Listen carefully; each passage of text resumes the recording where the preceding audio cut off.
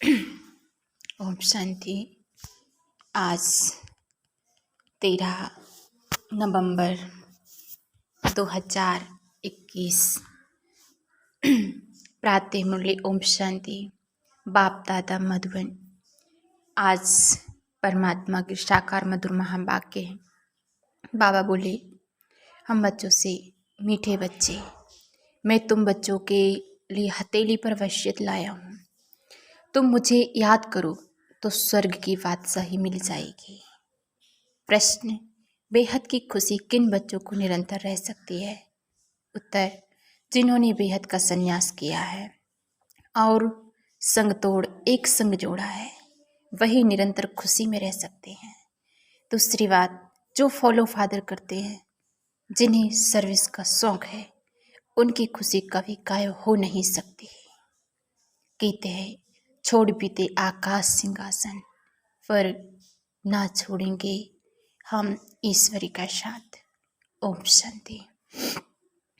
मीठे मीठे रूहानी बच्चों ने गीत सुना। यह किसने कहा? बाप ने बच्चों से कहा कि गीत सुना, जब अति दुख होता है तब बुलाते हैं। बच्चे जानते हैं कि बाप ही सुख धाम का पावन दुनिया रचते हैं अथवा भगवान भगवती का राज्य स्थापन करते हैं। भगवान ही लक्ष्मी नारायण कितने धनवान थे, कितनी बड़ी राजधानी थी, उनकी राजधानी में कभी कोई उपद्रव होता नहीं।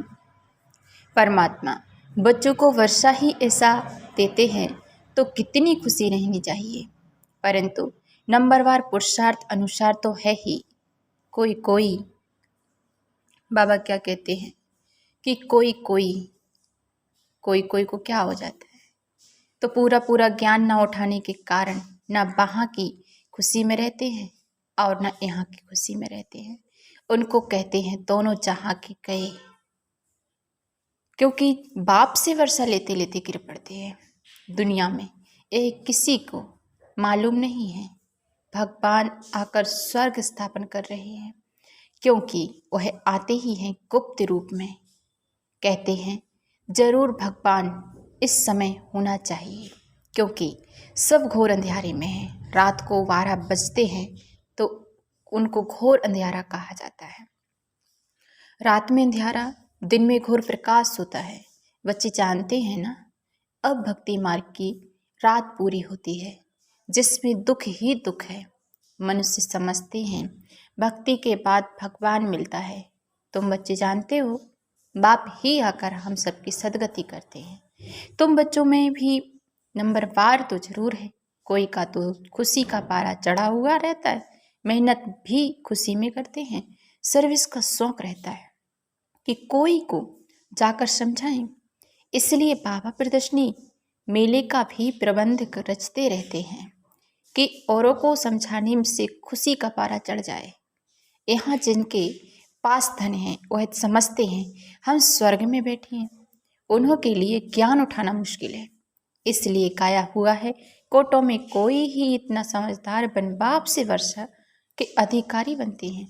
फॉलो फादर गाया हुआ है तो बाप की श्रीमत पर चलना पड़े। जो अच्छी तरह से श्रीमत पर चलते हैं उनको फॉलो फादर करना चाहिए। जैसे यह ब्रह्मा बच्चा अच्छी तरह चल रहा है, लौकिक बच्चे राय पर नहीं चल पाते तो कहा जाता है अपनी राह ले लो। रावण की मत पर चलने वाले राम की मत पर चलाने वाले इकट्ठा नहीं रह सकते हैं। तुम बच्चे समझते हो कि भगवान भारत में ही आदि सनातन देवी देवता धर्म था। वह 84 जन्म मिले पतित बने हैं, तब पुकारते हैं हे पतित पावन आओ। अभी तुम बच्चे समझते हो कि बाकी थोड़े रोज है। देवी राजधानी स्थापन करने में टाइम तो लगता है, यह है गुप्त बात। इसमें लड़ाई की बात नहीं है। ऐसे नहीं चढ़ाई करके राज्य लेते हैं, नहीं, यह तो बाप आकर राजाओं का राजा बनाते हैं। जिस बाप को याद करते दुख हरता सुख करता आओ। सन्यासी गुरु थोड़ी ही दुख हरता हो सकते हैं। उन्हों का सन्यास है हद का, तुम्हारा है बेहद का। बेहद की खुशी रहती है। इन लक्ष्मी नारायण भगवती भगवान को भी बेहद की खुशी में है ना। पतित मनुष्यों को तो जो आता सो बोलते हैं, तुम तो एक एक अक्षर अर्थ सहित बोलते हो। नई दुनिया में है ही एक धर्म, उनकी कोई से भी भेंट नहीं हो जाती है। पुरानी दुनिया में भेंट की जाती है, नई दुनिया में यह पता नहीं रहता कि पुरानी दुनिया में क्या होगा। वहाँ सब पुरानी बातें भूल जाएंगे। यहाँ तुमको सब कुछ बतलाया जाता है कि नई दुनिया कब स्थापन होती है, पुरानी दुनिया कब विनाश होगी। तुमको सब नॉलेज है। अब तुमको बाप मिला है, परम पिता परमात्मा मिला है, स्वर्ग की स्थापना करने वाला। तो उनसे अच्छी तरह से वर्षा लेना चाहिए। वर्षा मिलना भी उन्हों को है जिन्होंने कल्प पहले की अच्छी तरह पुरुषार्थ किया था। उसमें भी नंबरवार है। यह है कोटों की दुनिया। बाबा कहते बहुत कोटो कोटो कांटे लगाएंगे, कांटों की दुनिया है। पहले नंबर का कांटा तो सब में ही है। पुरानी दुनिया चीची, नई दुनिया अच्छी होती है। स्वर्ग किसको कहा जाता है यह भी किसी को पता नहीं है। ऐसे ही कह देते हैं कि फलाना स्वर्गवासी हुआ। स्वर्ग है कहाँ जो स्वर्गवासी हुआ?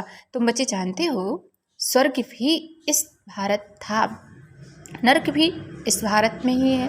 तो यह अक्षरी वो लोग पकड़ कर कह देते हैं स्वर्ग नरक यहाँ ही है। जिनको बहुत धन है वह स्वर्ग में ही है, परंतु ऐसे नहीं है। भारत नया था तो सतयुग था, जिनको स्वर्ग कहा जाता है। अभी तुम पतित दुनिया नरक है। दुनिया में तो हो ही, नई दुनिया में लक्ष्मी नारायण का राज्य था। पुरानी दुनिया में रावण का राज्य है। भगवानों बात छुए, मैं तुमको 84 जन्मों का राज बताता हूँ। इस राजयोग से तुमको राजाओं का राजा, स्वर्ग का मालिक बनाता हूँ। तो नरक का जरूर विनाश होना ही चाहिए। शास्त्रों में कृष्ण का नाम डाल लगाई, लड़ाई आदि लिखा दिखा दी है ना। पांडवों की कोई सेना तो है नहीं। आजकल कन्याओं माताओं की पलटन बनाए, उन्हों को बंदूक आदि चलाना सिखाते हैं। यहाँ तुम्हारे साथ हाथ में बाबा ने बंदूक आदि कुछ नहीं है। उनको क्या मालूम तो शिव शक्ति सेना कौन है? शिव बाबा तो कभी हिंसा करा नहीं सकते, लड़ाई की कोई बात ही नहीं। तुम जानते हो कि शिव बाबा की रूहानी सेना है। शिव बाबा हमको डबल अहिंसक बनाते हैं। उनको कहा जाता है 100% नॉन वायोलेंस। यहाँ है 100% वायोलेंस, हिंसा। एक ही वंश से कितनों का विनाश कर देते हैं। बेहद के नॉन वायोलेंस और वायोलेंस में कितना फर्क है। तुम अभी इस समय बेहद की साइलेंस में हो। उस तरफ जितना लड़ाई की तैयारियां होती जाती है उतना आवाज उठता जाता है, कितना हंगामा होता है। विनाश में, स्थापना में तो कितनी साइलेंस। बाबा ने कहा कितनी साइलेंस में बैठे हो, हिंसा की कोई बात ही नहीं। तुम्हारी अब प्रैक्टिकल लाइफ है, प्रैक्टिकल। बाप से योग बल द्वारा वर्षा पा रहे हो। बाप अल्प को याद करने से स्वर्ग की बादशाही मिलती है। कितना सहज है। बाप कितना मुश्किल बेड है, कितना दूर देश से आते हैं। जैसे विलायत से किसी का बाप आता है तो बच्चे बहुत खुश होते हैं। बाबा हमारे लिए विलायत से अच्छी अच्छी सौगातें लाएंगे। यह बेहद का बाप तो एक ही बार आता है। कौन सी सौगात ले आते हैं? कहते हैं मैं तुम्हारे लिए हथेली पर वहशत ले आया हूँ।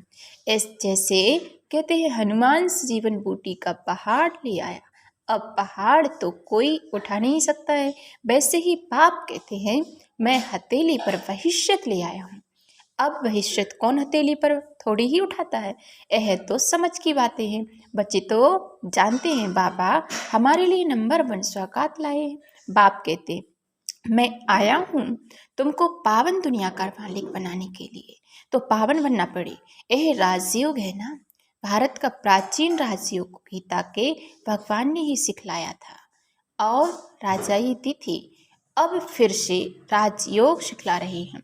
तुम कहते हो कि स्वर्ग की स्थापना करने वाले बाप के बच्चे हैं। बाप नई दुनिया स्थापन करते हैं तो जरूर किसी को तो बादशाही मिली होगी ना। ऐसे भी नहीं सिर्फ स्वर्ग में जा रहने वालों को ही बाप ने दिया होगा, आओ सबको भी तो बाप देते हैं ना। बाकी सबको ड्रामा अनुसार मुक्ति का पाठ मिला हुआ है। सब मुक्त हो जाते हैं। एक बाप ही सर्वे का सदगति दाता है, दूसरा न कोई। तुम्हारे पास प्रदर्शनी में जो नामी ग्रामी आते हैं, जो मानते हैं कि बरोबर गीता का भगवान श्री कृष्ण नहीं है, शिव है, तो उनके बाबा कहते उसमें बाप दादा हम बच्चों को लिखवा देते हैं, बड़े आदमियों की ही बात तो सुनेंगे, गरीब की तो कोई सुनते ही नहीं है।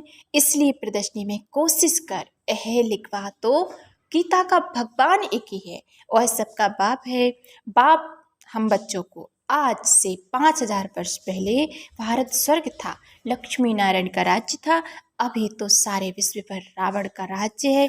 यही सबका दुश्मन है, जिसको वर्ष वर्ष जलाते हैं फिर भी मरता नहीं है। अभी भारत का बड़ा दुश्मन है रावण है, यह बात सिर्फ तुम बच्चे जानते हो। अब राम परमपिता परमात्मा रावण पर जीत पहनाते हैं, कहते हैं मुझे याद करो तो तुम्हारे पाप नाश होंगे। समझा क्या बोला बाबा ने? तुम्हारे पाप नाश कब होंगे? जब सिर्फ परमात्मा को याद करोगे। तुम लायक बन जाओगे तो फिर नई दुनिया चाहिए। जरूर पुरानी दुनिया का विनाश भी हुआ था, सो होगा। महाभारत लड़ाई लगी ही तब है जब रावण राज्य विनाश हो, राम राज्य स्थापन होता है। रावण राज्य में ही हाहाकार शुरू होता है, हाहाकार के बाद जय जयकार होती है, दुनिया बदलती है। जैसे पुराना घर तोड़ नया बनाया जाता है, फिर तोड़ा जाता है, यह भी स्थापना हो रही है। बॉम्ब्स आदि बनाते ही रहते हैं, तैयारियां हो रही हैं। अभी दशहरा आया तो रावण की एफिजी मतलब पुतला भी निकालता है। तुम्हारी है बेहद की बात, तुम्हारी बुद्धि में आता है यह क्या करते हैं। तुम जब समझाएंगे तब समझेंगे हम यह क्या करते हैं। हंसी भी आएगी, किसी को भी समझा सकते हो। इतना बड़ा रावण तो होता ही नहीं। अब बाप कहते हैं तुम राम राज्य लो, 5 विकारों का दान दो, ग्रहण छूट जाए। बाप आकर समझाते हैं यह 5 विकारों का ग्रहण सारी दुनिया पर लगा हुआ है, बिल्कुल ही काले हो गए। तुम बच्चों को तो अथाह खुशी होनी चाहिए, बाकी थोड़े रोज हैं। तुम अभी क्रिएटर, डायरेक्टर, मुख्य एक्टर्स ड्रामा के आदि मध्यंत को जानते हो और कोई नहीं जानते। तुम्हारी अब स्वच्छ बुद्धि बनी है, तुम बाप के बने हो तो जरूर स्वर्ग में भेज देंगे। Knowledge is source of income कहा जाता है। यह है रूहानी नॉलेज जो परमात्मा ही देते हैं, मनुष्य को दे नहीं सकते हैं। दुनिया में सब मनुष्यों को नॉलेज देते हैं, तुमको तो परमपिता परमात्मा सुप्रीम सोल आकर के ज्ञान का सागर ज्ञान देते हैं। बाकी सब है भक्ति मार्ग की दंत कथाएं सुनाते हैं, सुनाने वाले भी वैसे ही सुनाते हैं। सत्यनारायण की कथा, रामायण की कथा, तीसरी की कथा का गायन है ना, जो पास्ट हो गया है वह कुछ ना कुछ बनाते रहते हैं। यह तो है पढ़ाई में हिस्ट्री ज्योग्राफी सुनाई जाती है। यह है वर्ल्ड की हिस्ट्री ज्योग्राफी यूज।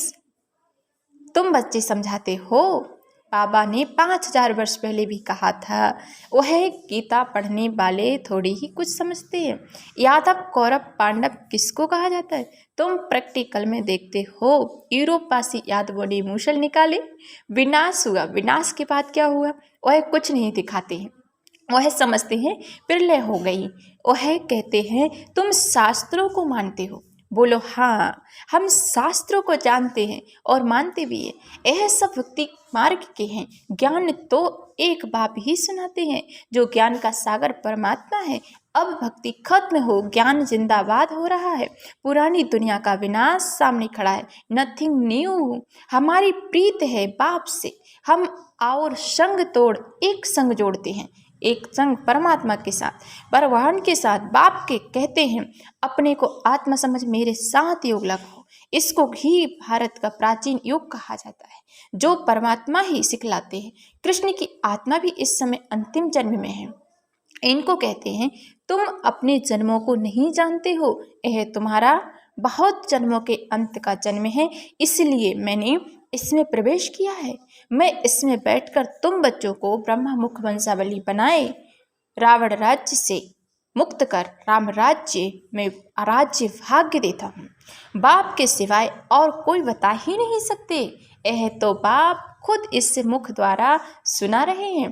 यह बाबा भी पहले कुछ नहीं जानते थे, तुम भी कुछ नहीं जानते थे, भारतवासियों को ही समझाना पड़े 84 जन्मों का चक्र कैसे फिरता है पता है। बड़ी भारी लड़ाई खड़ी है जिससे स्वर्ग के गेट खुलते हैं, जबकि बाप ने आकर राजयोग सिखलाए, मनुष्यों को देवता बनाया था। अच्छा, मीठे मीठे कील दे बच्चों प्रति माता पिता बाप दादा का याद प्यार और गुड मॉर्निंग। रूहानी बाप की रूहानी बच्चों को नमस्ते। हम सभी रूहानी बच्चों की ओर से रूहानी माता पिता बाप दादा को याद प्यार और गुड मॉर्निंग और नमस्ते मीठे प्यारे बाबा, धन्यवाद। धारणा के लिए मुख्य सार है, मुरली का फर्स्ट पॉइंट है, जो अच्छी रीति श्रीमत पर चलते हैं उन्हें फॉलो करना है। बेहद की खुशी में रहने के लिए अपना आप समान बनाने की सेवा करनी है। सेकंड पॉइंट से बाबा ने दिया, प्रीत बुद्धिपन और संतोड़, एक बाप से ही बुद्धि का योग जोड़ना है। डबल अहिंसक वन, साइलेंस में बैठ अपनी राजाई स्थापन करनी है।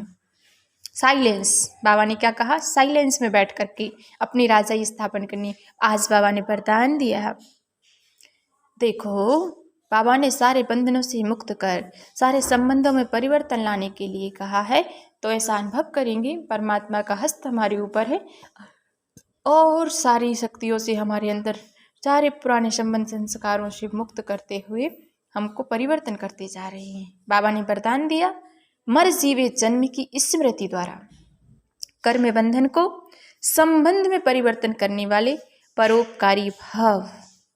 मर जीवे मतलब जीते जी मर जाना, भगवान के लिए जीना, देह को मरा हुआ समझना, देह के लिए कुछ नहीं करना, सिर्फ आत्मा के लिए सब कुछ करना है।